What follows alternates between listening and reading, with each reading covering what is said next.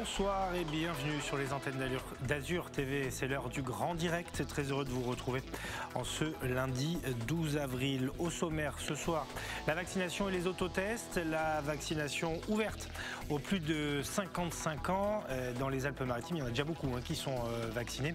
Et vous le verrez notamment en images, certains craignent toujours le vaccin AstraZeneca. La ville de Marseille a présenté les orientations de son plan local d'urbanisme. Cap sur les logements sociaux, mais surtout sanctuarisation du site du drame de la rue d'Aubagne. Probablement un mémorial qui sera imaginé sur place. Et puis enfin, les 60 ans du premier voyage dans l'espace pour un humain, Youri Gagarin, l'Union soviétique qui a envoyé Youri Gagarin dans l'espace. Nous serons avec Georges Klimov qui a été son interprète lors d'un voyage, lors d'un séjour en Provence en 1965 à l'invitation de Paul Ricard. Voilà. Et photo à découvrir aussi à la fin de ce grand direct. Il nous racontera Youri Gagarin, Georges Klimov qui d'ailleurs donne des conférences avec des cosmonautes et est appelé à intervenir dans le cadre donc de ses 60 ans. Vous voyez les deux hommes sur cette photo. Bonsoir Eric. Bonsoir Nicolas. On parlera avec vous des élections régionales. Ah oui, le thème, c'est un beau sujet. Voilà, de votre édito. Mais pour l'heure, donc la double information du jour, c'est les autotests qui sont censés, je dis bien censés, être disponibles dans les pharmacies. Et puis la vaccination pour les plus de 55 ans. On va commencer avec les tests. Eh bien, ils sont durs à trouver, ces tests. Reportage à Nice de Marie Justo. Autorisés, oui, mais disponibles, pas tout à fait. Les autotests à la Covid-19 peuvent dès ce lundi être commercialisés dans les pharmacies. Mais pour autant, les officines attendent encore d'être livrés, mais également de savoir combien de tests ils pourront avoir. Alors on ne sait pas exactement combien on va pouvoir en avoir à disposition. Ce sont des boîtes de 5 autotests. Et c'est les stocks des laboratoires, des fabricants qui vont nous limiter en fait, en nous disant ce qu'on a le droit d'avoir pour l'instant, le temps que la production se mette en place normalement. Moins sensible que les tests antigéniques ou que les PCR, il est recommandé de se dépister 2 fois par semaine. Attention, il ne s'agit pas d'un diagnostic, mais juste d'un indicateur de dépistage. Autre problématique, chacun doit faire preuve de responsabilité en cas de résultat positif. Quand nous faisons un test antigénique, nous enfonçons les couvillons d'environ 8 cm dans le nez, au niveau du nasopharynx. Là, les autotests que les gens vont faire eux-mêmes, les gens n'enfoncent les couvillons que de 2 à 3 cm, voire 4 maximum. Donc c'est un geste qu'il faut appréhender. Et les autotests pour l'instant sont réservés à la pharmacie parce que nous avons l'obligation, quand nous délivrerons ces tests, de donner en même temps des recommandations aux personnes et de leur donner un guide. Il y aura une notice en fait pour que les gens fassent bien les tests. Et après, il sera de leur responsabilité de se déclarer positif ou pas. Ces tests sont néanmoins une arme de plus contre la Covid-19. Les autotests pourront se faire à n'importe quel moment et à n'importe quelle heure. Souvent, les premiers symptômes ils arrivent, c'est pas forcément au moment où la pharmacie est ouverte, où c'est déjà difficile d'accès. Et ben là, vous avez directement votre test chez vous, vous le stockez, et puis éventuellement le week-end, le soir, vous pouvez faire un test et puis éviter d'avoir un doute sur une personne infectée. Dans sa pharmacie, Raphaël a déjà eu quelques demandes et recevra les tests d'ici 1 ou 2 jours. Certains n'hésiteront pas, d'autres un peu plus. Pourquoi pas essayer, mais bon, je préfère quand même aller en pharmacie ou en laboratoire encore mieux que d'en acheter un, de le faire moi-même. Peut-être que je vais mal le faire, peut-être que ça va être négatif, en fait je vais être positif. J'en achèterai si je côtoie des gens qui ont le virus. Les pharmaciens espèrent compter sur des stocks suffisants à la fin de la semaine. Les officines peuvent également vacciner les 55 ans et plus sans comorbidité à partir de ce lundi. Voilà mon cher Eric, ces autotests donc, que l'on est censé pouvoir acheter à partir d'aujourd'hui en pharmacie, mais compliqué de les trouver parce que les décisions ont un peu tardé, en tout cas dans les Alpes-Maritimes. Bonsoir Patrick Magnéto, merci d'être avec nous ce soir dans ce grand direct. Vous êtes le président de l'Ordre des pharmaciens dans le Var. Est-ce que chez vous aussi, c'est compliqué de trouver des autotests en ce lundi, et est-ce qu'ils vont arriver dans la semaine ? Alors, je suis président du syndicat des pharmaciens du... Oui, pardon, du syndicat, autant pour moi. Voilà, tout à fait. Et alors, effectivement, c'est un petit peu compliqué de trouver les autotests. Ils arrivent, ils sont en train d'arriver dans nos officines via nos grossistes. et par des commandes de labo en direct. Donc d'ici la fin de la semaine, ça sera un petit peu plus facile. Et c'est vrai qu'aujourd'hui, ce lundi, on a quelques boîtes, très peu de boîtes. Ah, vous en avez quand même eu quelques-unes, parce que nous, on a eu du mal à en trouver dans les pharmacies des Alpes-Maritimes. J'ai une boîte qui est rentrée cet après-midi. Oui, donc effectivement, combien? Il y a 5 tests à l'intérieur? Exactement, il y a 5 tests. Est-ce que les clients demandent déjà ces autotests ou finalement ils sont assez peu informés sur le sujet? Alors, on avait déjà une demande il y a quelques semaines sur les autotests. Et ce matin, bien sûr, donc nous avons eu des demandes à la pharmacie par téléphone. Donc, il faut encore attendre 2 ou 3 jours, c'est ça, pour espérer avoir des stocks suffisamment importants pour répondre à la demande? Il nous faut une mise en route au niveau de la logistique, puisqu'en fait, on attendait depuis quelques semaines l'autorisation qui ne venait toujours pas. Et on s'aperçoit qu'on a toujours ce retard, problème que j'ai soulevé l'année dernière au mois de mars, mais qu'on retrouve cette année, puisqu'on était en retard pour les masques, pour le gel hydroalcoolique, et on se retrouve encore en retard pour les autotests. Monsieur Magnéto, est-ce que c'est facile de prendre un autotest et de se l'appliquer? Est-ce qu'il suffit de lire la notice et on est sûr d'avoir bon? Non, c'est pas évident. C'est pour ça qu'en fait, on a toujours le test de référence. Il faut vraiment être clair sur ces tests. Le test de référence restera le PCR. On a le test antigénique fait par un professionnel de santé, que ce soit un pharmacien, infirmière ou médecin, où on va prélever avec le coton-tige exactement sur le fond de la paroi. Et par contre, l'autotest, c'est, on va dire, du dépannage, parce qu'on n'enfonce le bâton qu'au niveau de 3 cm. Donc vraiment, de faire attention au niveau de la population, parce qu'en fait, c'est vraiment à titre indicatif. Alors justement, Monsieur Magnéto, sur cette affaire de PCR, et je prolongerai ma question sur l'autotest, vous avez vu que l'Académie nationale de médecine française a indiqué que le PCR pouvait entraîner des méningites, des altérations au cerveau. On espère que pour l'autotest, il n'y aura pas, quelques mois plus tard, des contre-indications. Alors, on arrive, le prélèvement est très court, donc je ne pense pas qu'il y ait de problème. C'est plus, je pense, une difficulté d'appréhension du patient pour faire son test. Donc nous, on va leur expliquer au niveau du comptoir le geste à faire, comment le faire, et surtout comment lire son résultat et l'orienter en fonction de son résultat. Donc c'est pour ça que c'est quand même bien qu'un professionnel de santé l'accompagne. L'autre évolution du jour, Patrick Magnéto, c'est l'ouverture de la vaccination aux plus de 55 ans, sans comorbidité. Donc là aussi, on est frappé, nous, dans cette émission, de voir les différences qui existent entre le Var et les Alpes-Maritimes, par exemple, où les pharmaciens ont l'air d'avoir un peu plus de doses dans les Alpes-Maritimes. Les plus de 55 ans sont déjà, pour beaucoup, vaccinés. C'est assez étonnant, mais ils ont trouvé des vaccinodromes ou des médecins qui les ont vaccinés. Quelle est la situation dans le Var? Est-ce que vous feriez le même constat ou vous avez toujours un peu de mal à trouver des doses? Et est-ce que la population des plus de 50 ans n'est toujours pas vaccinée? Alors effectivement, il y a cette différence parce qu'en fait, ça vient d'une politique apparemment de certaines communes dans le 06 qui ont une autre organisation. Dans le Var, nous suivons les doctrines nationales. Donc effectivement, on attendait la descente de l'âge au niveau des patients éligibles et surtout cette fois-ci sans comorbidité, qui est très important. Est-ce que ça crée donc un afflux dans les officines, par exemple, parce que du coup là, ça ouvre quand même à un très large panel de la population varoise?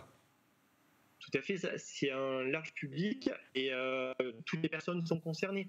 Donc on n'est plus sur certaines pathologies. Donc on a vraiment, oui, une demande, on le sent depuis quelques jours quand on a annoncé. Et puis ce matin, on sent que les gens sont disponibles pour venir se faire vacciner. Est-ce qu'on vous pose beaucoup de questions sur l'AstraZeneca? Parce que ce n'est pas pour en rajouter, mais on sait que maintenant, les 530 000 personnes qui ont eu une dose d'AstraZeneca et qui ont moins de 55 ans devront être vaccinées avec du Pfizer et du Moderna. Est-ce que dans votre officine ou chez vos confrères, il y a des gens qui viennent un peu, voilà, comme moi, ça va être mon tour, qui vous disent « mais on ne comprend plus rien, j'ai le droit à quel vaccin, quel est mon âge ?» Enfin bon, est-ce que les gens sont perdus? Oui, tout à fait, puisqu'en fait, là, le discours n'arrête pas de changer depuis le 18 janvier.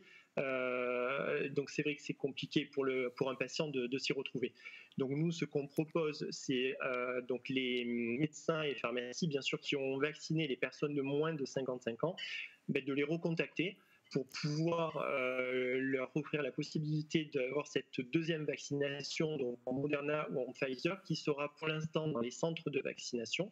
Donc réorienter ces personnes sur ces centres pour faire cette injection donc à la 12e semaine pour rétablir le cycle. Merci beaucoup Patrick Magnéto, président du syndicat des pharmaciens dans le Var. Merci pour ces précisions. On le rappelle, donc vous pouvez partout en France et à plus forte raison dans notre région faire vacciner si vous avez plus de 50 ans sans comorbidité. Et cette semaine, on aura donc accès à ces fameux autotests. Merci d'avoir accepté une nouvelle fois notre invitation. La vaccination des plus de 55 ans, tiens justement, c'est le sujet. Oui, écoute, j'aurais dit moins, vous voyez, Eric. Non. Surtout que c'était... Mais oui, j'ai passé une décennie il y a 2 jours. Oui, c'est ça, voilà. Donc, joyeux anniversaire en retard, mon cher Eric. La vaccination des plus de 55 ans donc, a commencé dans les Alpes-Maritimes. C'est un peu compliqué parce que la plupart des plus de 55 ans qui voulaient se faire vacciner le sont déjà. Alors, on est allé à la Trinité avec Ladislas Polski, qui est maire et médecin, qui continue à recevoir donc, dans son cabinet. Et vous allez voir, tiens, puisque vous avez parlé des doutes sur l'AstraZeneca, eh bien, il y est confronté tous les jours, Claudia Olivier. Je vous appelle comme convenu parce que j'organise donc une session de vaccination le mardi 20 avril au cabinet avec le vaccin AstraZeneca, comme on l'avait indiqué. Depuis ce matin, le docteur et maire de la Trinité, Ladislas Polski, appelle ses patients de 55 ans et plus pour leur proposer une dose du vaccin AstraZeneca. Le gouvernement a en effet décidé de les rendre éligibles à la vaccination. Pour chacun des patients que je vois en consultation, je lui demande s'il souhaite être vacciné, s'il a déjà été vacciné, et en fonction, je coche ou je barre ces patients, sachant que évidemment cette liste elle est enrichie par une vision rapide qu'on peut faire sur le site Amélie Pro, c'est-à-dire sur le site qui répertorie l'ensemble des patients dont je suis le médecin traitant, et au regard des critères d'âge, on peut filtrer et puis regarder quels sont les patients qui pourraient bénéficier de la vaccination. Face au rat risque de thrombose qui a valu de nombreuses polémiques autour du vaccin britannique, le médecin ne cesse de rassurer ses patients. En permanence, il faut avoir un fait très simple en tête, c'est la balance entre les bénéfices et les risques. Aujourd'hui, nous avons tous beaucoup plus de chances de faire une forme grave de Covid que de faire un effet secondaire lié à la vaccination, en particulier pour les publics cibles qui sont identifiés, puisque l'AstraZeneca, comme vous le savez, est désormais réservée aux patients de plus de 55 ans. Mais malgré une explication claire et précise sur les risques encourus par le vaccin AstraZeneca, les Azuréens souhaitent se faire vacciner, mais avec du Pfizer ou du Moderna. Je ne veux pas être vacciné à AstraZeneca parce qu'il y a une suspicion. Apparemment, il y a trop de risques. Pour le moment, non. Je ne suis pas décidé à le faire, non. Et effectivement, avec tout ce qui se passe, je suis un peu sceptique. Dès la fin de la semaine, les personnes âgées de 55 ans et plus pourront également bénéficier du vaccin américain Johnson & Johnson. Avec 22% de la population ayant reçu une première dose de vaccin, les Alpes-Maritimes est l'un des départements à avoir le plus vacciné. Voilà, Eric, puisque vous avez parlé de votre âge, c'est vous qui l'avez fait. Vous, AstraZeneca, du coup, ça vous inquiète ou pas ? Non, moi je fais confiance aux experts. J'ai écouté avec beaucoup d'intérêt le médecin et maire qu'on vient d'entendre dans le sujet. Il y a plus de risques à contracter une forme grave de la Covid-19 qu'à se faire vacciner avec un AstraZeneca. Bon, alors évidemment, les connaissances scientifiques par définition évoluent. Je ne dis pas qu'on va trouver des choses plus bizarres dans quelques mois, mais si je dois me faire vacciner, ce qui va plus tarder maintenant, vous l'avez compris, oui, AstraZeneca, pourquoi pas. Et comme on a visiblement quelques stocks d'AstraZeneca, on a entendu le ministre de la Santé, Olivier Véran, qui recommandait de se faire vacciner les plus de 55 ans qui ne risquent pas grand-chose avec de l'AstraZeneca, parce qu'il faut bien écouler le vaccin qu'on a en stock. On ne les a pas tous en stock, mais celui-là, on l'a. Les chiffres, Eric, sont assez impressionnant ce soir. À la baisse dans les Alpes-Maritimes, les chiffres du taux d'incidence notamment, et même de la tension hospitalière. Regardez le département qui repasse complètement en vert par rapport, on rappelle, notre base, c'est le 18 mars, le jour où les Alpes-Maritimes ont basculé en confinement, 284, on est à moins de 300 dans les Alpes-Maritimes, avec une tension hospitalière de 117, elle était à 145, elle est montée au plus fort jusqu'à 154. Donc, mais la question que je me pose, qu'il faudra peut-être poser aux responsables politiques, je sais que le taux d'incidence que scrute le gouvernement, c'est le taux de 200. Est-ce que si on passe à 200 avant la fin du confinement, on arrêtera le confinement dans les Alpes-Maritimes? Bonne question, en tout cas c'est ce que voulaient certains des élus locaux, mais Olivier Véran a rappelé à plusieurs reprises que la tension hospitalière restait quand même aussi un indicateur très important, et pour l'instant elle est supérieure à 100% partout, même si elle descend considérablement. Oui, mais nous on a commencé avec 2 semaines d'avance sur le confinement national. Voilà. Hein. Donc il faut espérer que pour les Bouches-du-Rhône et le Var qui sont toujours en rouge, eh bien la courbe soit la même là pour les jours qui arrivent. On va surveiller ça de très près, évidemment. Avant de nous intéresser au plan local d'urbanisme de Marseille, cap sur les logements sociaux, la rue d'Aubagne. Éric, votre édito ce soir est un édito politique. Oui. Parce que tout le monde n'est pas d'accord sur le report des élections régionales, y compris au sein de la majorité régionale LR en région Provence-Alpes-Côte d'Azur. Ah oui, absolument. Le débat sur le report des élections régionales de juin à septembre fait rage, c'est le moins qu'on puisse dire. Le gouvernement a demandé de tester en catimini ce week-end avec les préfets à la manette. Le gouvernement a demandé de tester les maires. Êtes-vous pour ou contre un report des élections régionales en juin? Eh bien, au niveau national, 56% des maires disent non, on veut maintenir en juin. Et dans les Alpes-Maritimes, record de France, 80% des élus, des maires qui ont été sollicités disent on veut conserver le mois de juin. Et ça paraît logique, parce que dès lors que le chef de l'État nous annonce, bon an, mal an, une réouverture des restaurants, des lieux culturels, des commerces pour la mi-mai, on ne voit pas pourquoi on ne pourrait pas tenir des élections régionales, départementales, CQFD. Alors la classe politique s'enflamme, y compris dans la majorité, et les électeurs, même s'ils ont la tête ailleurs, plutôt à la vaccination, les électeurs commencent à s'impatienter. Cette ligne de fracture, Nicolas, vous avez raison, elle est présente partout, y compris dans la région sud. Alors on a 2 leaders, et quels leaders, qui s'affrontent sur le sujet. Renaud Muselier, pas encore candidat, mais sortant, président de la région sud et président des régions de France. Investi par les Républicains. Investi par les Républicains, qui lui indique sur un tweet « Je confirme ma volonté du scrutin en juin ». Bien. Pendant ce temps-là, le maire de Nice, lui, verrait bien un report en septembre, parce que pour Christian Estrosi, la seule campagne qui vaille, je le cite, c'est la campagne vaccinale. Donc, dissonance dans la liste élue entre ces leaders, oui, ça apparaît comme une dissidence, une dissonance. La question n'est même pas à se poser. Pendant ce temps-là, Thierry Mariani pour le Rassemblement national, qui lui n'est pas encore non plus candidat, ou la gauche qui tente de s'unifier pour être les grands bénéficiaires de ce que j'appelle ce soir une discordance des avis différents entre Christian Estrosi et Renaud Muselier. Et dans cette histoire, Christian Estrosi est un peu seul d'ailleurs, parce que, vous l'avez rappelé, les maires ont été consultés, 80% dans les Alpes-Maritimes contre ce report, dont les ténors David Lisnard, Jean Leonetti, le député Éric Ciotti, qui a été élu plusieurs fois président du département. Donc il est un peu seul contre tous dans sa propre famille politique sur cette question-là. Il faudrait qu'on l'invite prochainement pour lui demander son avis. Écoutez, c'est dans les tuyaux, on ne peut pas encore s'avancer, mais... Il était avec nous vendredi, mais à distance, on espère l'avoir en plateau. On est en train de travailler à une invitation sur ce plateau très prochainement. On en vient donc au plan local d'urbanisme de la ville de Marseille. Vous savez que les problèmes sont importants, notamment sur la question du logement.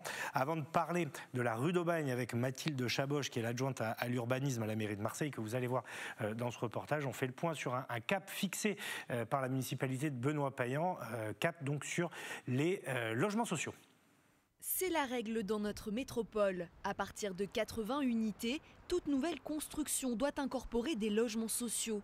Or, cette disposition serait régulièrement contournée selon Mathilde Chaboche, l'élue à l'urbanisme de la ville de Marseille. Des opérations à 75-79 logements, je ne les compte pas. Les gens viennent, évidemment, les promoteurs ont l'habitude de se caler juste en dessous du sol. Face à ces dérives, la mairie veut apporter des modifications au PLUI. La servitude de mixité sociale serait notamment imposée à partir de 30 logements et 2000 m² de surface de plancher. Nous demanderions 30% de logements sociaux, globalement par opération. Avec, comme vous le savez, un taux de PLAI, qui est le logement le très social, d'au minimum 25%, puisque c'est le taux auquel nous devons arriver en 2025. Nous sommes très très loin aujourd'hui. Ces modifications doivent encore faire l'objet d'une enquête publique avant une potentielle approbation au second semestre 2022. L'enjeu est d'abord de combler un manque. Actuellement, 40 000 demandes restent en attente. Il s'agit aussi de rééquilibrer les différents secteurs. Les quartiers nord concentrent 46% de logements sociaux, contre à peine 4% dans le centre-ville. En centre-ville, on peut avoir des opérations à 30 logements et 2000 m² de surface de plancher. On a très rarement des opérations à 80 logements pour de simples questions de rareté, de grands terrains fonciers disponibles dans une ville déjà dense et déjà construite. Donc baisser le seuil va permettre de mieux dispatcher et répartir le logement social sur le territoire. Mais cela sous-entend de desserrer les taux dans la délivrance des permis de construire. En 2020, ils étaient en recul de 70%, selon la Fédération des promoteurs immobiliers de Provence, qui tirait la sonnette d'alarme. Voilà donc pour les premiers détails et pour aller un petit peu plus loin, nous sommes dans cette émission avec Mathilde Chaboch qui est l'adjointe au maire de Marseille en charge de ces questions d'urbanisme. Bonsoir, merci d'avoir accepté notre invitation. Deux choses qu'on voulait approfondir avec vous. On parlera des terres agricoles que vous avez choisi de sanctuariser et donc la rue d'Aubagne également, puisque c'était au menu de cette réunion et de cette conférence de presse ce matin. Très concrètement, qu'est-ce qui est prévu pour le site où le drame s'est déroulé? Alors sur ce site, pour nous l'important c'est de surtout décider de son avenir avec les habitants et en particulier avec les familles des victimes auquel le maire de Marseille a très tôt proposé ce principe d'union. Donc l'idée, c'est bien de se dire que là, l'urgence, c'est de ne rien rendre possible autrement qu'un espace de mémoire, un espace d'équipement public ou de parc public, mais surtout qu'aucun projet immobilier ne puisse s'y dérouler comme si de rien n'était. Et là, en l'état du règlement d'urbanisme, rien ne protège ce site, rien ne lui donne un caractère particulier.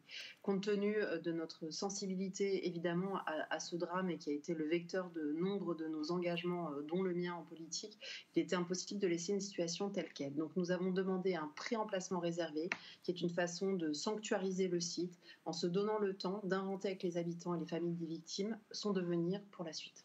Donc on partirait sur une idée autour de la mémoire, évidemment, alors on l'a compris, il y aura une consultation, mais on peut imaginer qu'un mémorial pourrait s'ériger dans un parc public dans les semaines, les mois à venir. Tout à fait, c'est une des options bien sûr.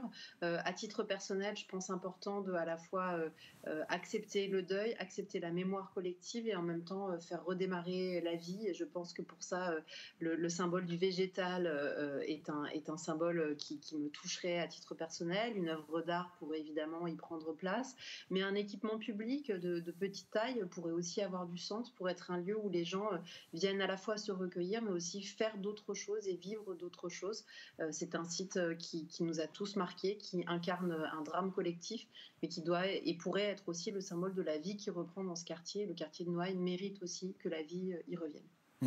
Mathilde Chaboch, on a compris, et c'est évidemment très important, un traitement différencié pour ce quartier qui a tant souffert à Marseille. Mais je voulais vous interroger plus globalement sur la politique urbanistique de la municipalité de Marseille. Il y a beaucoup de travaux, on le sait, hein, ça, je prends le mot de travail, travaux au premier degré et au deuxième degré.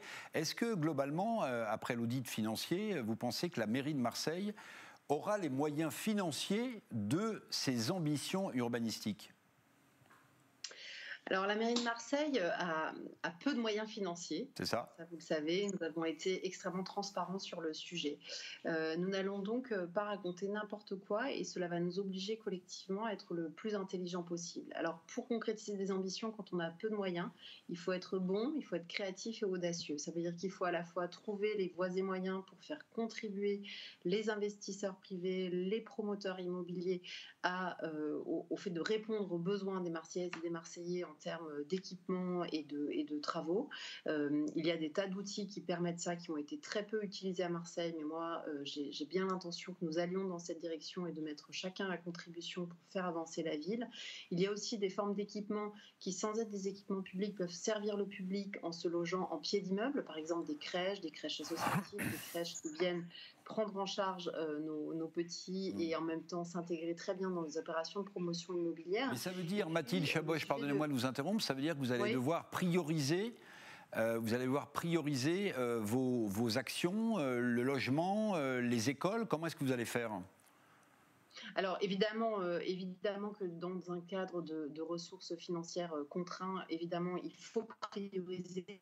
Il faut surtout pas raconter l'histoire. C'est-à-dire qu'il faut commencer à regarder, non pas pour faire plaisir à chacun d'aller inaugurer tel ou tel équipement, mais vraiment regarder où sont les besoins, où sont les habitants aujourd'hui, où sont les habitants demain, et comment on met en place le bon maillage d'équipements publics pour répondre aux besoins, sans vouloir faire plaisir de façon individuelle à telle ou telle composante, mais en cherchant vraiment l'intérêt général. Et donc ça veut dire qu'il faut faire des choix rationnels, se centrer sur nos priorités et en même temps utiliser aussi tout ce qui est à notre portée pour aller chercher des contributions d'acteurs privés, des fonds de relance, des fonds européens. La ville de Marseille était particulièrement en retard sur tous ces sujets et désormais nous allons nous attaquer à cela. Dès lors qu'on a un bon projet, on trouvera de quoi le financer. Et à nous d'aller être convaincant, raconter une histoire. Là, on va défendre nos projets devant le comité national d'engagement de l'ANRU à la fin du mois d'avril. C'est extrêmement important. Et à nous de revenir dans ce jeu-là pour à la fois définir des projets et aller chercher les... Oui, donc l'Agence nationale de rénovation urbaine, l'ANRU, va jouer un rôle important.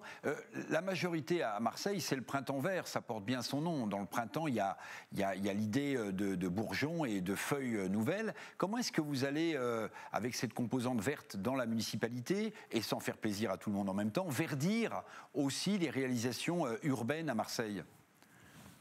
Alors d'abord, les convictions environnementales et écologiques n'appartiennent pas à telle ou telle composante. C'est un des socles forts de notre programme sur lequel nous sommes tous engagés et donc nous partageons pleinement.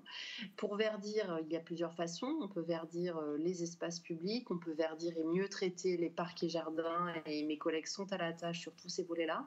On peut aussi s'attaquer aux toitures et notamment aux toits terrasses si c'est l'un des volets. En végétalisant par exemple ? En végétalisant des toits terrasses et en faisant des espaces capables, des espaces ouverts où il peut se passer des choses. Pour l'instant, les toits terrasses sont des espèces de toits servants avec des édicules techniques assez moches qui ne servent à rien. En faire des jardins suspendus est une option creusée et testée par de nombreuses autres villes plus en avance que nous. Donc ça, c'est un des volets. Et puis, à nous aussi d'être extrêmement scrupuleux dans le respect dû au quota d'espace vert dans l'ensemble des projets immobiliers. C'est l'un des motifs sur lesquels j'ai été amenée à refuser beaucoup de permis de construire ces derniers mois, ce qui m'a valu le mécontentement de nombreux promoteurs. Et en même temps, je pense que c'est une des raisons pour lesquelles nous avons été élus, pour veiller à ce que le béton ne l'emporte pas sur la nature. Enfin, un autre moyen, et c'est ce que nous avons annoncé ce matin, c'est de sanctuariser, de protéger davantage de terres à vocation agricole pour qu'elles puissent demain nourrir de plus en plus de Marseillaises et de Marseillais et former vraiment une ceinture verte autour de la ville afin que nous puissions avoir un meilleur équilibre entre la nature et la ville dans ce territoire. Sur cet aspect, 20 hectares vont être sanctuarisés dans le secteur du Château-Gombert et au Cailleul, notamment pour lutter contre la spéculation. Voilà, je voulais en venir et terminer avec ça. Oui, alors en effet, nous avons, dès cette première année, nous étions fixés un objectif d'identifier 20 hectares très vite. Nous avons travaillé dans un temps très contraint. 20 hectares qui étaient classés en zone à urbaniser, que nous basculons en zone agricole pour pérenniser et sanctuariser leur usage agricole. Ce n'est qu'un début. Le PLUI va se modifier chaque année. Donc l'idée, c'est bien que dès l'année prochaine, nous puissions repérer de plus en plus de terres et avoir comme ça une politique très volontariste pour créer une sorte d'ensemble et de réserve foncière agricole qui fonctionne en synergie avec la ville, avec une vraie place faite à l'agriculture urbaine. Merci beaucoup Mathilde Chaboch, adjointe au maire de Marseille en charge des questions d'urbanisme, donc pour tous ces détails sur le futur PLUI de la ville de Marseille. À très bientôt sur les antennes d'Azur TV. On va rester à Marseille, Éric, pour l'ouverture de ce procès qui va faire beaucoup de bruit avec une histoire très, très particulière. Ces policiers de la brigade anticriminalité de la BAC Nord, ils sont 18 et ils sont jugés donc à partir d'aujourd'hui. Ils sont suspectés d'avoir déployé dépouiller des trafiquants de drogue et autres revendeurs de cigarettes de contrebande. C'est Yantel Criado qui va suivre ce procès pour nous et elle vous en détaille les enjeux.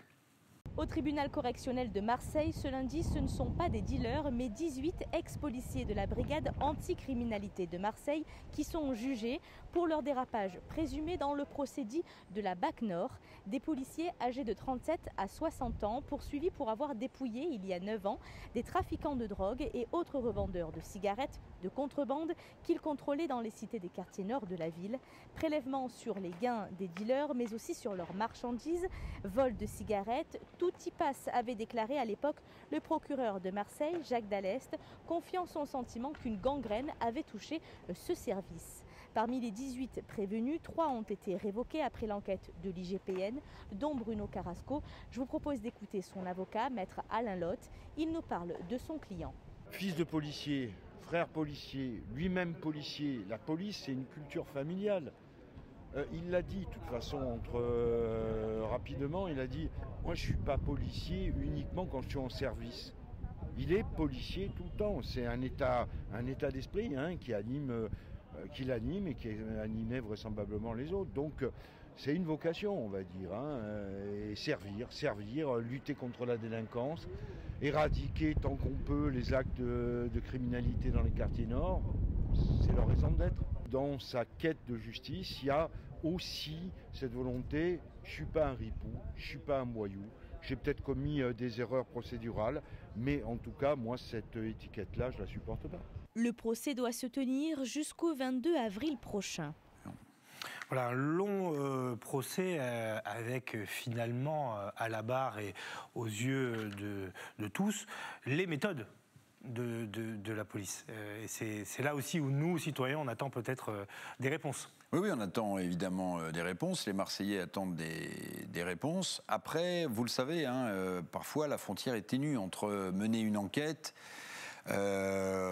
payer des indices, essayer de rentrer dans des réseaux en utilisant les mêmes méthodes. Bon voilà, je ne dis pas que c'est ce qui s'est passé, mais parfois c'est ténu et ça sera sans doute l'un des axes forts de la défense. Maintenant, quand on entend l'avocat, on est persuadé que le policier révoqué faisait bien son travail, mais visiblement il a mélangé un peu les genres. Enfin, le procès le dira.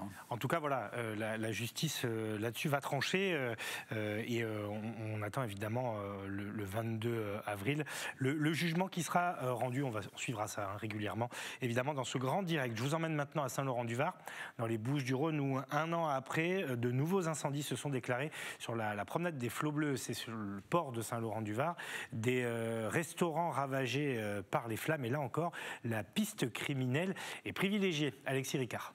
2 jours après l'incendie, l'odeur de cendres est encore très présente. Samedi vers 2h du matin, le feu se déclare sur cette terrasse de la promenade des Flots Bleus à Saint-Laurent-du-Var. 2 restaurants sont totalement détruits dans les heures qui suivent.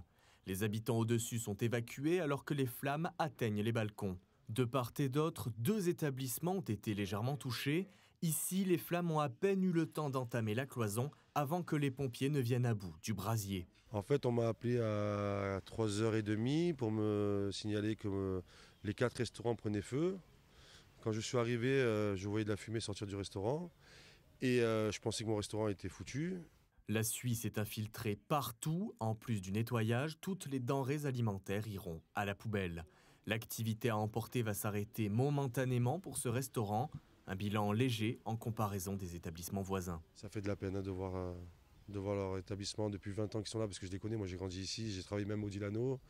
Donc de voir le restaurant comme ça me fait mal au cœur. Moi, je sais que j'ai maintenant 1 mois et demi, 2 mois de travaux, donc je vais perdre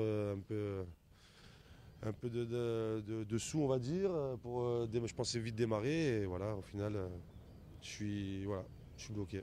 La piste criminelle est actuellement étudiée par la police. Déjà l'an dernier, un autre incendie avait détruit 4 restaurants à quelques dizaines de mètres de là. Voilà. Des faits divers, oui, tout à fait, qui restent quand même inexpliqués. Et là aussi, la police va faire son enquête. Est-ce qu'on a Guilhem Ricavi, du coup, parce que il est là, donc c'est parfait. Bonsoir Guilhem.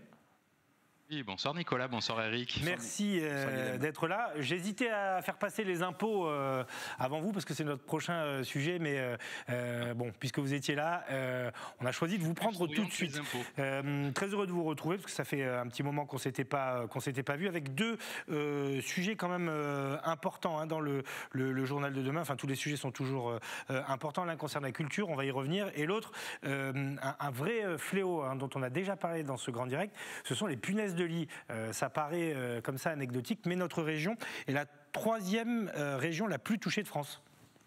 Oui, effectivement, Nicolas, c'est ce que souligne une étude, une enquête de l'UFC Que Choisir, qui bien sûr est aux côtés des consommateurs que nous sommes tous, et qui, menant l'enquête, s'est rendu compte que Marseille était frappée par ce fléau. Ça, on le savait déjà, et on en fait état régulièrement dans les colonnes de la Provence, mais surtout, Marseille est frappée au point d'être la troisième ville de France la plus impactée, avec des conséquences terribles là-dessus, parce que bien évidemment, ce sont souvent les personnes qui vivent dans des logements les plus précaires qui sont le plus touchés, même si aujourd'hui il n'y a plus de règles, tout le monde peut être frappé par ce fléau parce que ces petites punaises de lit se transportent très facilement et puis trouvent leur place dans à peu près tous les foyers très facilement là aussi. Et ce qu'il est devenu difficile de faire, c'est de lutter face à ce fléau parce qu'elles résistent de plus en plus, ces punaises de lit, au traitement chimiques que l'on peut utiliser, un peu comme les poux, vous savez, qu'on retrouve dans les cheveux des enfants dans les classes maternelles. On se rend compte qu'ils ont une capacité de résistance accrue à tous les traitements que l'on peut développer aujourd'hui. Et d'ailleurs, ça concerne énormément de sites dans la région. Je me souviens d'un reportage qu'on avait fait à la bibliothèque La Méjane à Aix-en-Provence, qui avait ces problèmes-là aussi, de punaises de lit à l'intérieur du site. Bibliothèque, justement, les acteurs culturels qui se mobilisent, ou en tout cas qui signalent le bon travail réalisé dans notre région pour les soutenir. Oui, alors les acteurs de la culture qui se mobilisent spontanément, mais en tout cas ça fera le bonheur de Renaud Muselier, le président sortant de la région Sud, puisqu'il se mobilise pour dire que depuis 3 ans, Renaud Muselier a réalisé un véritable travail à leur côté, alors qu'il s'agisse de sauver les Corrégis d'Orange, on le sait, qui avaient été confrontés à une situation financière difficile, à plus largement un accompagnement pendant cette période de crise, et donc ces acteurs, par exemple Olivier Py du Festival d'Avignon, Dominique Bluzet, je crois bien, également des théâtres, le GTP ou des théâtres de Marseille, signent cette tribune, se manifestent pour dire tout le bien qu'ils pensent de l'action qui a été menée en leur faveur par la région ces dernières années. Alors oui, c'est important pour la culture, et puis oui, il faut y voir aussi un signe politique fort, à quelques mois de potentielles élections, même s'il y a un doute sur leur tenue ou pas, mais forcément c'est un point de plus dans le camp de Renaud Muselier qui peut s'enorgueillir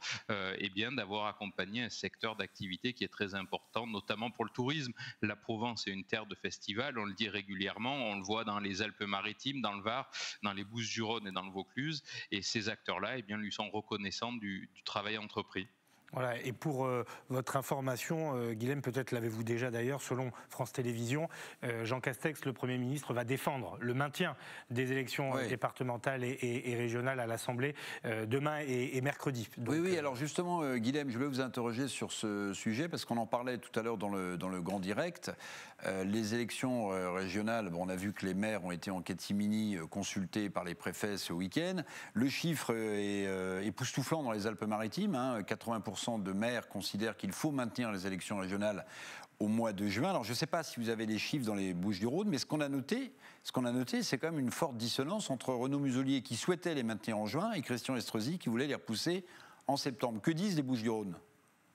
Écoutez, avec des avis très divergents là aussi, Eric, on l'a vu encore ce week-end, notamment effectivement Christian Estrosi s'exprimait dans les colonnes du JDD pour suggérer un report. C'est la ligne sur laquelle est par exemple Martine Vassal, présidente de la région et du département, qui elle depuis des semaines disent l'heure n'est pas aux élections et soyons raisonnables, reportons-les. Dans le même temps, on voit bien quand même une divergence des voix politiques sur la question, avec les partisans de oui tenons-les et il faut les tenir, ou non, reportons-les. Il n'y a pas une démarcation très franche. On voit des camps avec des arguments qui sont valables dans tous les cas.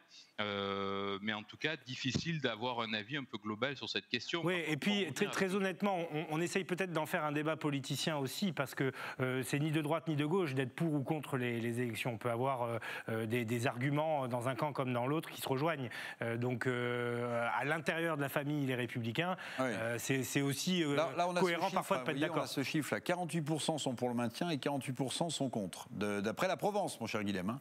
Dans les Bouches-du-Rhône. Dans les Bouches-du-Rhône, oui. C'est beaucoup plus serré que chez nous, dans les Alpes-Maritimes. C'est effectivement plus serré, et puis il y a quelque chose qui encouragera peut-être, si j'ai bien compris, Renaud Muselier à ce que ça se tienne au mois de juin. C'est le sondage que publie demain le journal La Tribune PACA, qui visiblement donne dans tous les scénarios un avantage à Renaud Muselier. C'est en tout cas la rumeur politique de cette fin d'après-midi qui circule. Mais Guilhem, sans vouloir trancher sur les arguments des uns ou des autres, hein, évidemment, mais dès l'instant où, on le rappelait tout à l'heure, le président de la République dit à la mi-mai, on rouvre les commerces, les lieux culturels, les restaurants, on ne voit pas pourquoi. Alors au mois de juin, on ne pourrait pas tenir des élections si tout rouvre. Ah bah effectivement, ça c'est assez implacable. Si le calendrier donné par le président Macron est tenu, ouverture des terrasses à la mi-mai, c'est dur d'expliquer qu'un mois après, ça sera impossible d'aller voter. Ça très clairement. À l'inverse, si au 15 mai, eh bien, les établissements type bars et restaurants ne rouvraient pas leurs terrasses, oui, ça irait dans le sens et que tenir ces élections n'est pas une bonne chose. Mais après, se poserait un autre problème de calendrier réel. Si elles ne se tiennent pas avant l'été, ça sera après l'été. Et on rentrera, comme vous le savez, dans une année d'élection présidentielle. Et ça va être très compliqué de faire voter à la fois pour des départementales, des régionales et une présidentielle la même année, sans savoir si la situation sanitaire sera réellement meilleure. Donc effectivement, en l'état, peut-être que le plus sage serait de maintenir le cap qui a été fixé à fin juin et d'aviser, effectivement, si la situation venait à s'empirer d'ici là. Merci beaucoup mon cher Guilhem. Merci, Guilhem. Bonne soirée, à bientôt sur les antennes d'Azur TV. On va donc passer aux impôts maintenant parce que... Qui reviennent moins souvent Guilhem Rickavi, mais qui reviennent et qui sont plus douloureux que Guilhem Rickavi également. Alors c'est vrai qu'en cette période de crise sanitaire, on aurait presque envie de les oublier, mais on est en pleine période déclarative. Nous avons profité d'une conférence de presse tenue dans le Var pour faire le point avec Thomas Bernabé.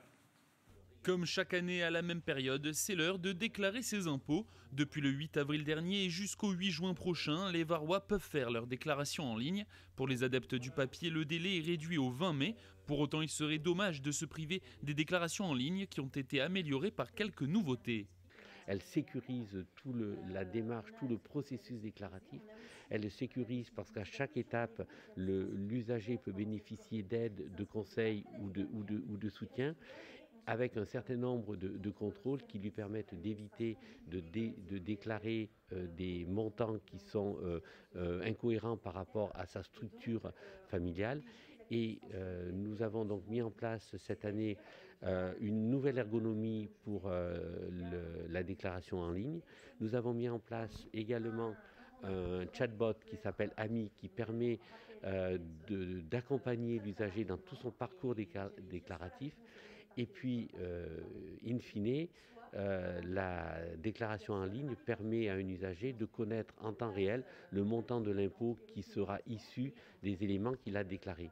Malgré tout, si vous faites encore vos déclarations sur papier ou si vous avez des questions, pas de panique. Contrairement à l'année dernière, les bureaux de proximité du Var seront ouverts. Il vaut tout de même mieux réserver un créneau de passage par téléphone ou en ligne afin d'éviter l'attente et l'affluence. Alors dans quelques minutes, nous allons partir direction l'espace pour célébrer les 60 ans du premier voyage dans l'espace avec Yuri Gagarin qui est venu séjourner en Provence et on recontextualisera ce séjour. Mais avant ça, les vacances scolaires. Eric, peut-être avez-vous des problèmes pour occuper vos enfants, un manque d'idées? Non mais je ne sais pas, ça peut arriver. Oui, c'est pour ça que j'ai emmené mon fils au studio aujourd'hui. Il est là, effectivement, il est dans la régie. Eh bien écoutez, voilà les astuces de ces Niçois. Avant de découvrir une initiation au sport de glisse dans les Bouches-du-Rhône, Claudia Olivier, en tout cas, est allée voir comment vous vous en sortiez avec vos enfants durant ces vacances qui sont un peu plus tôt que prévu. Pour ce premier lundi des vacances scolaires anticipées, les parents ont dû trouver des trucs et astuces pour occuper les enfants. Certains n'ont pas hésité à braver ce temps pluvieux présent aujourd'hui sur la Côte d'Azur.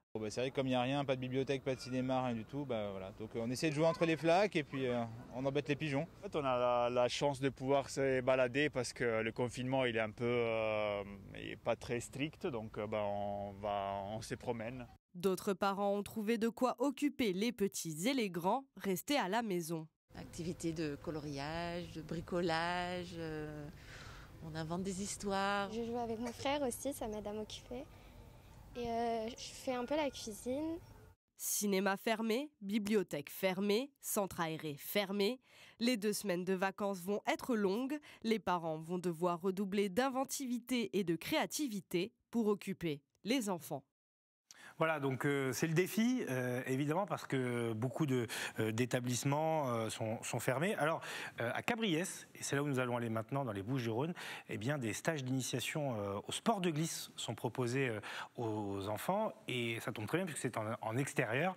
Donc, il n'y a pas de raison que ça ne marche pas. Et vous allez le voir, il y avait beaucoup de monde dès ce lundi matin. Valentin Rodriguez.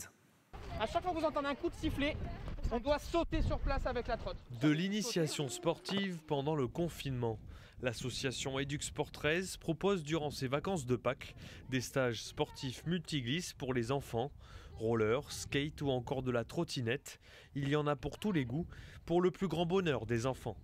Je suis super content, mais après, malheureusement, on a fermé les skateparks, mais c'est très bien aussi de faire ça sur le terrain et tout. Mais dans tous les cas, j'aime bien.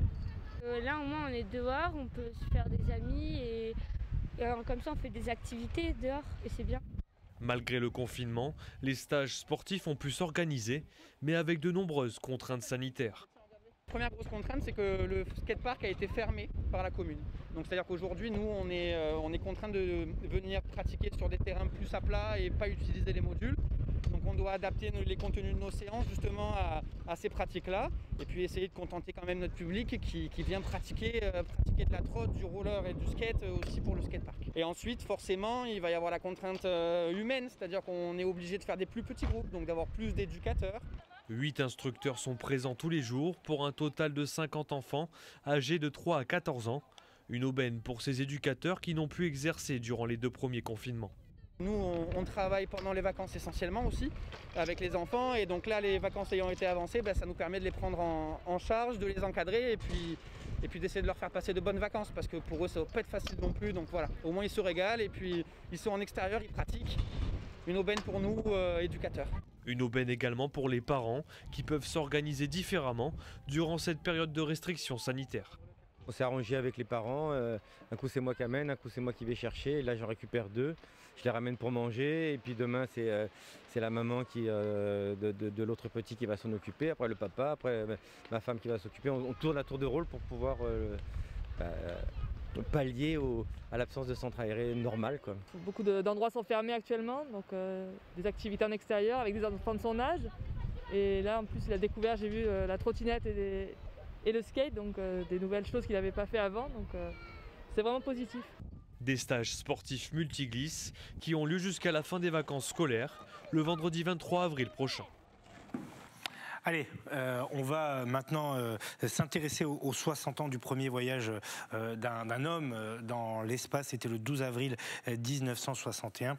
Le russe Yuri Gagarin, c'était l'Union soviétique à l'époque, bien sûr, qui réalisait cet exploit.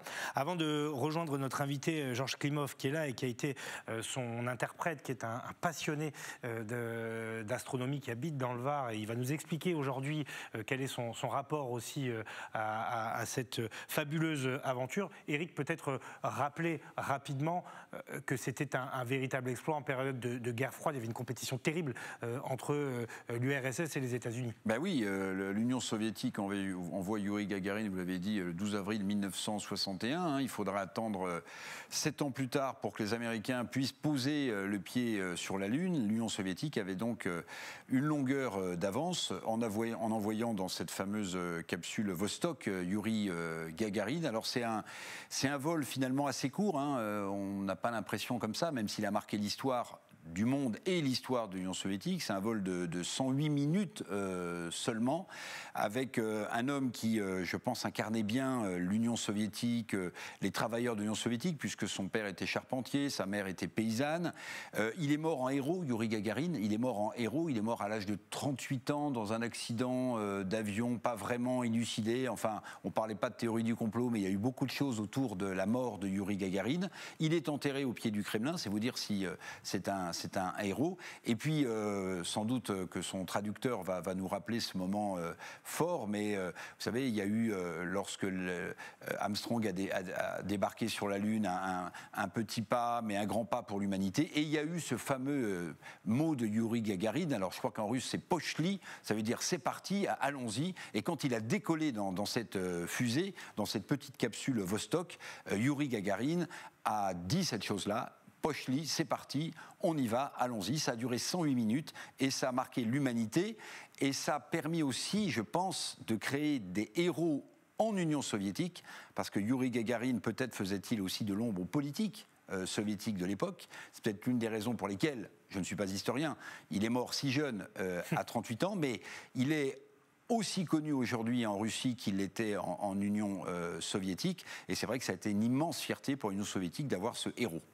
Bonsoir Georges Klimov, merci d'être avec nous ce soir sur les antennes d'Azur TV. On est très heureux de vous accueillir pour ce morceau d'histoire qui concerne notre région, parce que c'est notre vocation.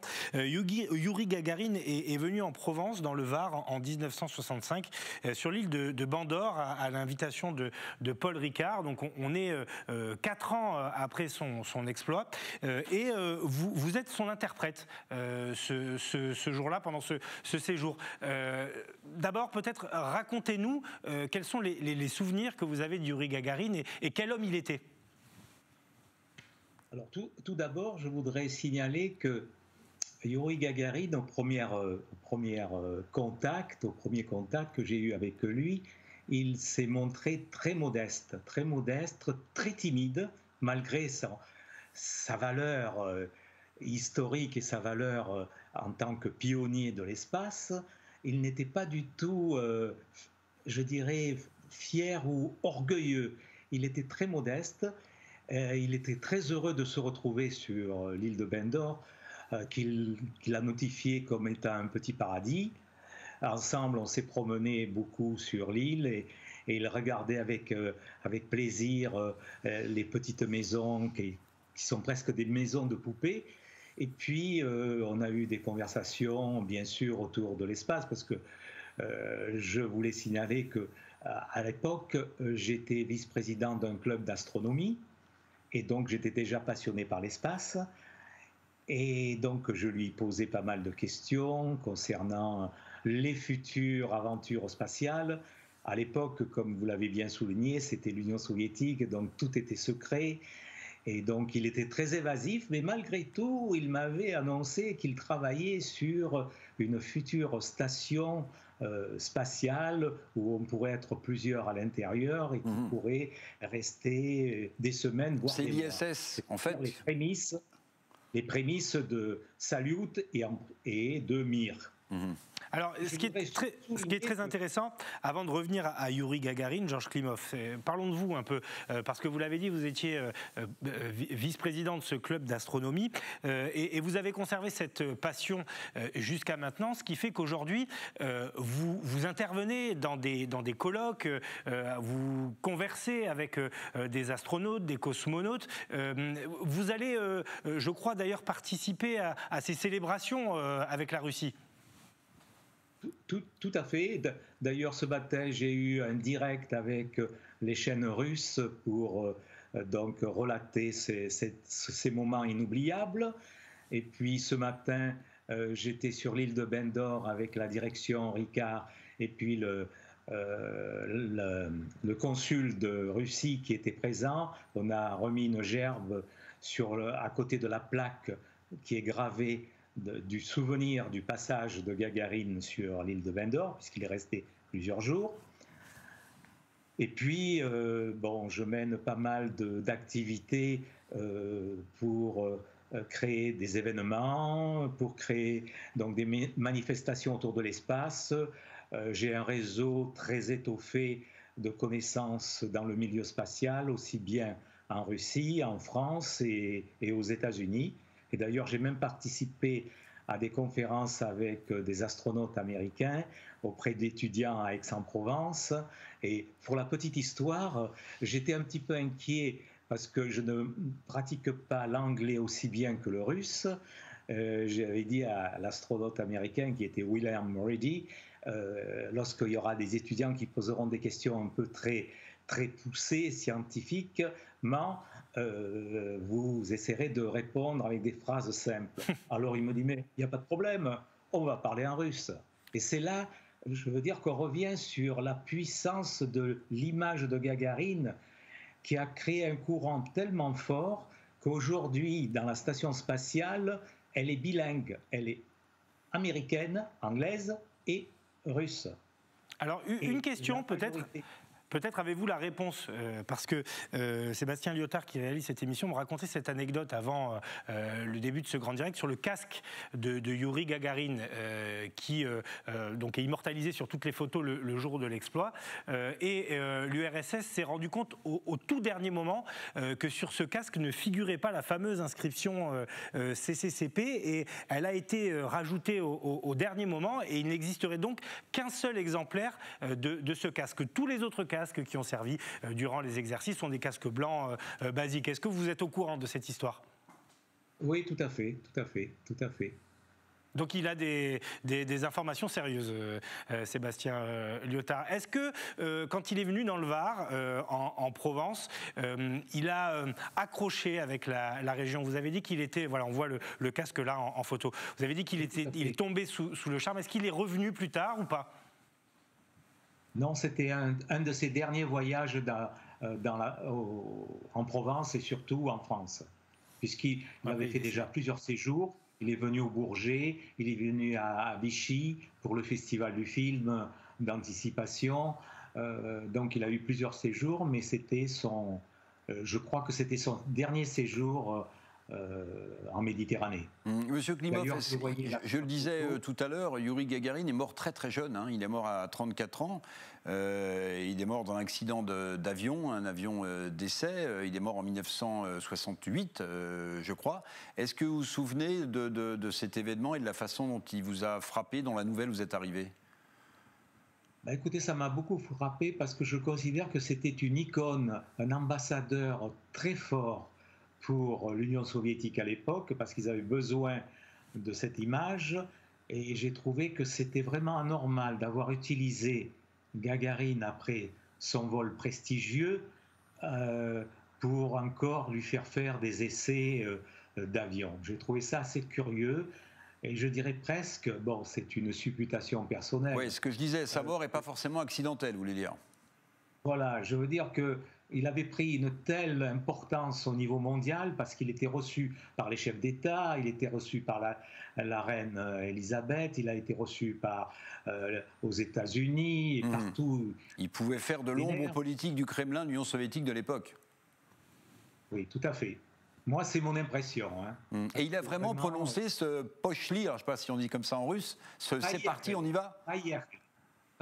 Le terme exact, c'est païerle. On y va. On y va. On y va.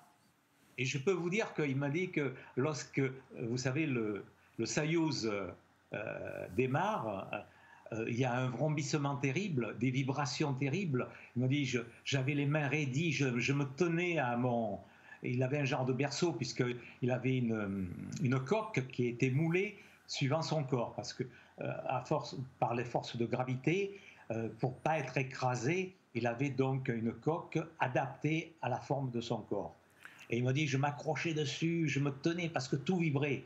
Et je souligne encore, du point de vue technique, parce que c'est passionnant, les équipements électroniques, c'était des lampes qui étaient entourées de laine de verre pour pas qu'elles se brisent pendant le vol. Alors qu'aujourd'hui, c'est des micro-puces, l'avancée technologique est fabuleuse.